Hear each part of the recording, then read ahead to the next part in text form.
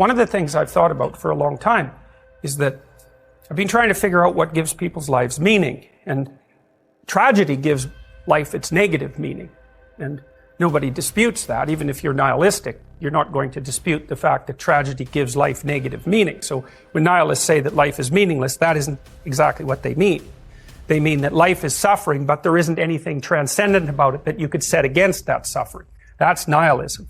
It's not that life is meaningless. That would just be neutral. It's like, no one believes that, and they certainly don't act like they believe it.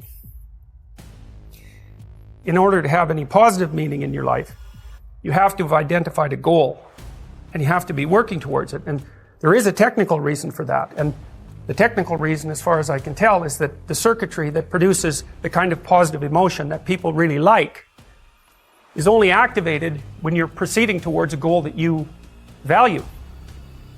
And so that means that if you don't have a goal that you value, you can't have any positive emotion. So technically that's the incentive reward system, and the underlying circuitry is dopaminergic. And when that circuitry is activated, then it's part of the exploratory circuit. It gives you the sense of being actively engaged in something worthwhile. You tend to think of positive emotion as something produced by reward, but there's two kinds of positive emotion. One is the reward that's associated with satiation, and that's consummatory reward, and that's the reward you get when you're hungry and you eat. But the thing about eating when you're hungry is that it destroys the framework within which you were operating, right? It's time to eat. Well, you eat, and then that framework's no longer relevant. So the consummatory reward eliminates the value framework. And then you're stuck with, well, what are you going to do next? And so the consummatory reward has with it its own problems, but the incentive reward is constantly what keeps you moving forward. And incentive reward, because it's dopaminergic, also is analgesic, literally analgesic. So if you're in pain, you take opiates, and that will cut the pain, but so will psychomotor stimulants like cocaine or amphetamines. And so it's literally the case that if you're engaged in something that's engaging and you're working towards a goal, that you're going to feel less pain. And you can see this happening with athletes who, they'll break their thumb or something, or maybe sometimes even their ankle, and they'll keep playing the game. Of course, afterwards, they're suffering like mad, but the fact that they're so filled with goal-directed enthusiasm means that, well, the pain systems are in some sense shut off. So that's an interesting thing, because then you could imagine, I might say, well, how happy are you that you've made a certain amount of progress? And if you think about it, what you'd say is, well, it depends on how much progress and in relationship to what. So hypothetically, you're going to be happier if you've made quite a bit of progress towards a really important goal. And then you have to think through what it means for a goal to be really important, because that's not obvious. Now, you could say, you're in this class and you're listening to some information, and maybe there's two reasons for that. You might find the information interesting per se, but let's forget about that for a minute. You need to listen to the information so that you can do well on the assignment, so that you can do well in the class. You need to do well in your classes so that you can finish up your degree. You need to finish up your degree so that you can find your place in the world. You need to do that so that you're financially stable and maybe you can start a family and have a life, and that's all part of being a good person, something like that. And so that's a hierarchy of goals, and you might say that being a good person would be the thing, however vaguely thought through, that's at the top of that hierarchy.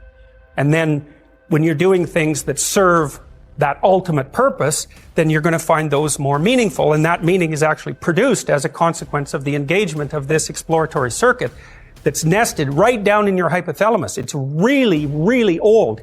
It's as old as thirst, and it's as old as hunger. It's really an old system. And so you want to have that thing activated. I mean, at least from it isn't only from a hedonic point of view. It isn't a matter of being happy. It's the wrong way of thinking about it. It's much more complicated than that. The problem with the hedonic route, so the pursuit of pure happiness, let's say, is that what makes you happy in the next minute might not be something that will make you happy in the next hour. Well, you know that. There's this comic, what's his name? They called him King of the One-Liners. He talked about drinking wine. He said, don't you know that's going to cause a hangover? He said, yeah, at the end, but the beginning and middle are excellent.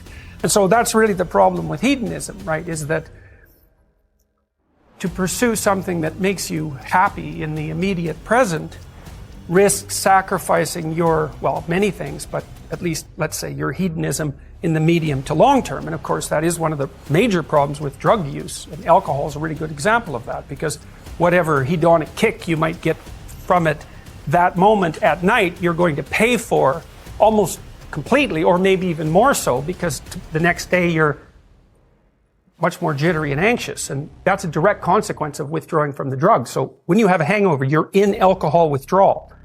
So that's how fast you get, roughly speaking, addicted to it. And so if you take another drink when you're hungover, it'll cure it. But it's not a very useful cure, because all you do is push the inevitable hangover one more step into the future. And so part of the problem with the hedonic answer is happy when? Exactly. And over what period of time? And also, who's happy? Because maybe something makes you happy but makes your family miserable. Now, you could say, well, I don't care, but you do care if you have to live with your family, because they're going to take it out on you. So the impulsive hedonism, which is also fostered, say, by a positive emotion, it tends to put people into a state of the pursuit of short-term hedonism. It's not a good medium to long-term solution. I actually think that's why people evolved conscientiousness, right? Because conscientiousness is not happy. Conscientious people aren't conscientious because it makes them happy. We're starting to think that they're conscientious because they actually feel terrible if they're just sitting around doing nothing. And so it's a way of staving off the stress that's related to enforced leisure, something like that. You know, if you know industrious people, some of you are industrious, some of you will have industrious parents. They just can't sit around and do nothing. They have to be working. They don't feel good unless they're working. So one thing about conscientiousness is that it involves continual sacrifice, right? You're doing difficult things in the present, hypothetically, to make the future better. But that's not driven by hedonism by any stretch of the imagination. And conscientiousness is actually a pretty good predictor of long-term life success in stable societies. Because there's also no point in being conscientious and saving things up and storing things if a bunch of thugs are going to just come in randomly and take it all away. So conscientiousness actually only works intelligently in societies that have some medium to long-term stability. You know, because you can get wiped out by hyperinflation too, because hyperinflation kills off the conscientious people. The people who accrue debts are thrilled when hyperinflation kicks in because it wipes out their debts. But of course, those debts are the things they owe to people who were conscientious enough to save.